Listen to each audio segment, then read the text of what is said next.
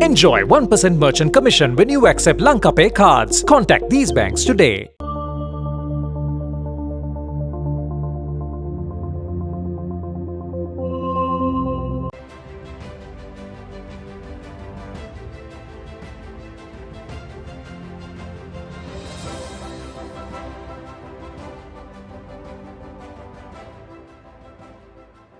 I now give the floor to His Excellency Ranil Wickremesinghe, President of the Democratic Socialist Republic of Sri Lanka. Your Excellency, President Museveni, Chair of the Third South Summit, I congratulate you and the government of Uganda for hosting of the Third South Summit, as well as on the assumption of the chairmanship of the Group of 77 and China. I also wish to thank Cuba for the effective and assertive leadership of the group during the past year. I was pleased to participate at the important summit of the heads of state and government convened by President Miguel Diaz-Canel of Cuba on current development challenges in September 2023 in Havana, and to support the adoption of the Havana Declaration. As we commemorate the 60th year of the establishment of the G77 and China, it is essential that we remain united as the largest grouping of developing countries in the multilateral and continue to articulate the position of the Global South to overcome the multidimensional challenges that we face.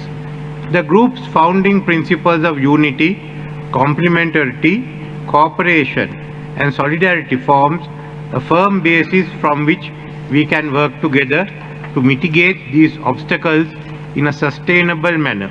We are meeting here today at a time when the world is facing a multitude of challenges. They vary from escalation in conflicts, repercussions of the pandemic, climate-related natural disasters, and the vagaries of the global financial markets, among many others. These developments impact disproportionately and adversely on the vulnerable economies of the G77 members. The need for reform of the global financial architecture is more urgent than ever. The contemporary international debt resolution architecture is more suited for a world where the Paris Club and London Club dominated global debt resolution. Today, global debt, and particularly debt in the developing world, is dominated by the international bond markets and non-Paris Club lenders.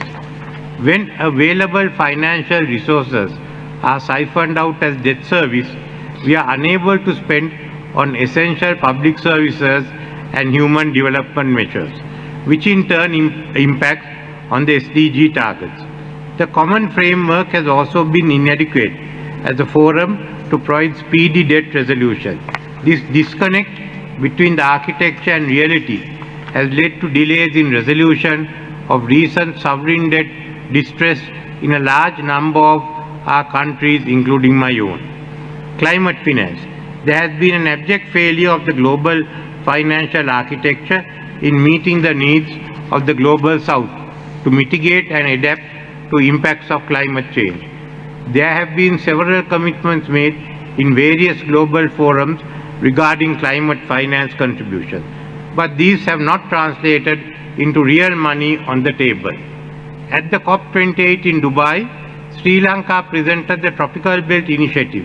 Given the lack of public financing, the Tropical Belt Initiative envisages catalyzing private investment towards fostering global public goods, including biodiversity and our oceans and forest resources. Today, we are seeing a rise in protectionist tendencies, with notions of decoupling and de-risking taking hold in the global trade order.